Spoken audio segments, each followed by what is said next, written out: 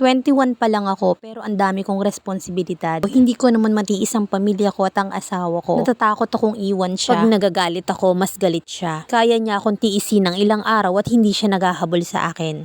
18 pa lang ako nang nakilala ko yung partner ko. Hindi kami kasal at ngayon 21 na ako. Meron kaming 1 taon na anak. Alam ko at ramdam ko na hindi niya kami kayang buhayin ng anak ko. Hindi siya naghahanap ng regular na work. Kaya pa extra lang siya. Minsan sinabi ng binan ko na wag daw akong pabili ng pabili kasi wala naman akong trabaho. Nagtatrabaho naman ako noon kaya lang nabuntis niya ako kaya ako natigil. Kaya stress ako habang buntis ako noon. Sa ngayon 30 na yung partner ko kaya nung nanganak ako humanap ako agad ng trabaho. Wala pang 1 month nang ako yung mga anak noon pero lumuwas na ako agad ng Manila para magtrabaho kasi alam ko naman na wala siyang pangarap sa amin. Ipinakita ko sa binan ko na kaya kong pabinyagan ng anak ko. 7 months na yung baby ko noon at maganda yung naging binyag niya. Hindi ko talaga siya sinabay sa birthday. At nung first birthday niya, cater din at resort ko ginanap. 200 packs pa nga yung kinuha ko. Hanggang ngayon wala pa ring work ang partner ko, komo siya raw yung nag-aalaga ng bata. At siya pa yung matapang kasi mahirap daw mag-alaga. Kaya nung birthday at binyag ako lahat. Kahit ang pamilya niya wala ring ambag. At hanggang ngayon ako pa rin lahat sa pangangailangan ng anak ko. Binibigyan ko din siya ng kanya at nagbibigay din ako sa mama niya at sa papa niya. Sa totoo lang ay nahihirapan na ako sa sitwasyon ko dahil hanggang ngayon, pati sarili kong pamilya ako lang din ang inaasahan. At nag-aaral pa yung mga kapatid ko. Walang may trabaho sa amin, miski isa, kaya 2 pamilya ang binubuhay ko. Nahihirapan na ako, gusto ko nang magpatayo ng sarili naming bahay. Kasi nahihirapan din ako makisama sa kanila. Kasi ako lahat,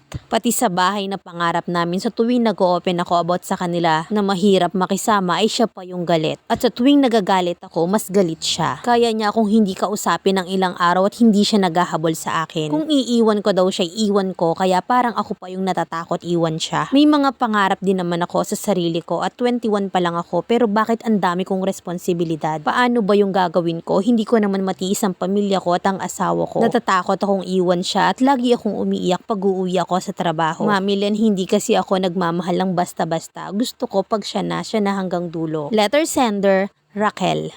Ikaw lang naman yung nagpapahirap sa buhay mo Una yung asawa mo walang ambag sa buhay mo. Ayaw maghanap ng regular at ang gusto pa extra lang. Kargo mo pati ang pamilya niya at sinusustentuhan mo. Nagkapalit na kayo ng sitwasyon pero siya pa yung matapang at kapag galit kay mas galit siya. Bakit hindi kayo magpalit at siya yung magtrabaho? Reklamo niya na nahihirapan din naman pala siyang mag-alaga. Ipaalaga mo na lang sa parents mo na hanggang ngayon kargo mo rin. Para worth it naman yung binibigay mong sustento. Biruin mo namang may sarili ka ng pamilya pero nakadepende pa rin sila sa'yo kasi kinukonsinti mo. Kung nagbibigay ka sa kanila, pwede kang magbigay na lang ng panimulang business at sila yung magpalago para naman hindi ka obligado sa sustento. Pwede namang tumulong pero yung hindi naman obligado. Alam mo yung wala kang happiness sa buhay, puro ka stress. Biruin mo yung lalaking inilalaban mo ayaw magpakahaligi ng tahanan at dagdag mo pa'y walang pangarap sa buhay at para sa inyo. Pag nagsuggest kang bumukod, nagagalit at hindi ka kakausapin. Nagmamalaki pa at hindi natitinag kahit iwan mo. At ikaw na hindi mo rin naman maiwan sa baluktot mong katwiran na gusto mo siya na hanggang dulo. Kayang-kaya mo yung sarili mo pero ikaw mismo hindi mo kaya nang walang pabigat sa paligid mo. Alam mo naman yung sagot sa bawat tanong mo Alam mo maaga kang kukunin ni Lord pag araw-araw kang stress. Hindi ka ba napapagod na araw-araw kang tumatalon sa patang? Ang kailangan mo'y inspirasyon, hindi konsumisyon.